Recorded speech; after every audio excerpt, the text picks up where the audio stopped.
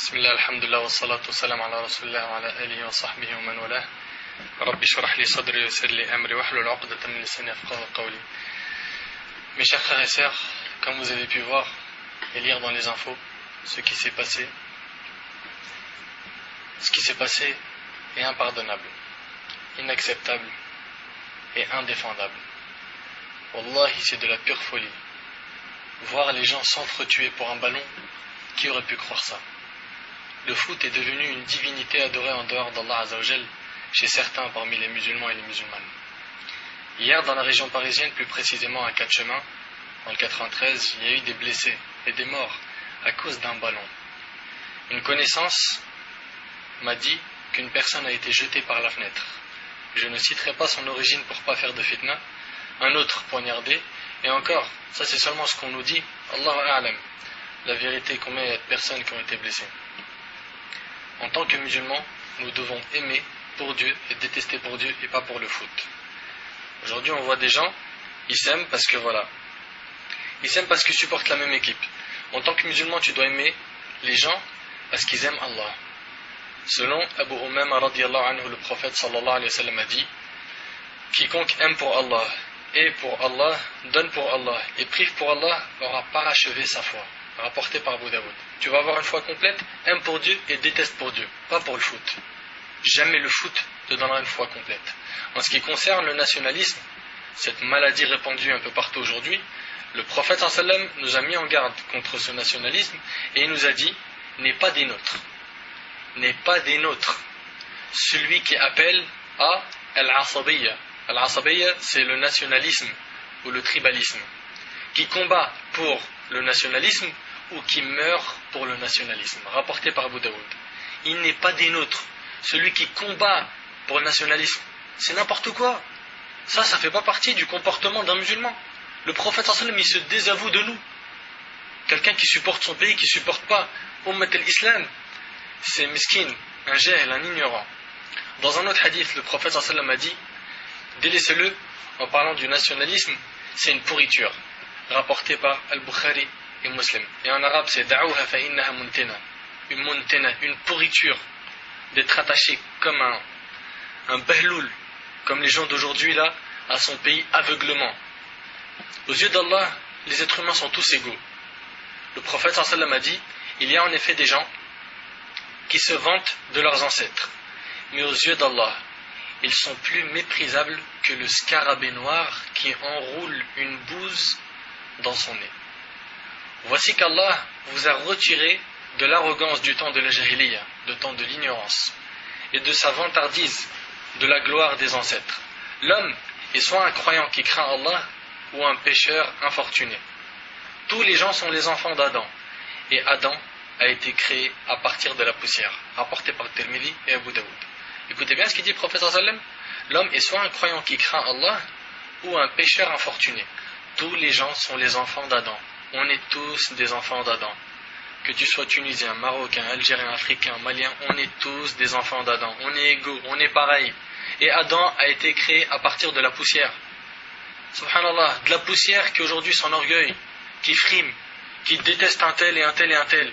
T'es de la poussière, mon frère. Ma sœur, n'oublie pas, on était de la poussière et on n'est que de la poussière, on le restera.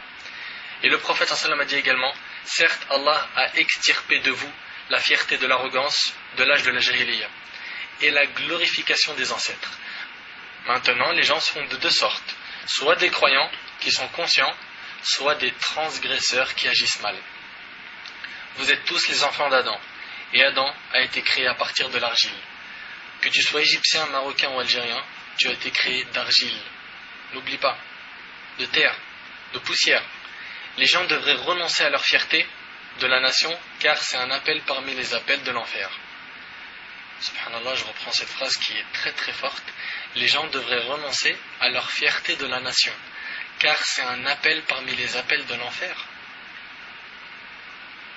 Les gens devraient renoncer à leur fierté de la nation, car c'est un appel parmi les appels de l'enfer. Méditez sur cette phrase. S'ils n'y renoncent pas, vous ne voulez pas renoncer à cette fierté de la nation, qui est un appel de l'enfer? S'ils n'y renoncent pas, Allah tabaraka wa ta'ala les considérera plus vils que les plus simples vers qui se frayent un chemin à travers les excréments, rapporté par Abu Daoud et At-Tirmidhi. Ce hadith-là, franchement, il fait très peur. Parce que on a beaucoup de gens aujourd'hui qui s'attachent comme ça à leur pays. Et c'est pas il s'attache seulement à son pays, c'est il s'attache et il déteste et il éprouve du mépris dans son cœur. Il se sent pas bien quand il voit une personne qui est d'une autre origine, d'un autre pays. Les gens devraient renoncer à leur fierté de la nation. Tu veux être fier de quelque chose, c'est pas de ta nation, c'est de ton dîn, de ta foi, de l'islam, et pas de la nation. Les gens n'ont pas de valeur avec la nation, ni avec le pays, ni avec l'origine, mais plutôt avec la religion. Écoutez bien, s'ils n'y renoncent pas, Allah Ta'ala les considérera plus vils que les simples vers qui se frayent un chemin à travers les excréments. Subhanallah. Il y a de nombreux exemples dans la vie du prophète sallam qui nous montrent que le prophète sallam a blâmé et réprimandé tous ceux qui se référaient au nationalisme. Au cours d'un incident, Jabir ibn Abdullah al-Ansari radiyallahu anhu rapporte ce qui s'est passé à l'oasis d'Al-Muraisi.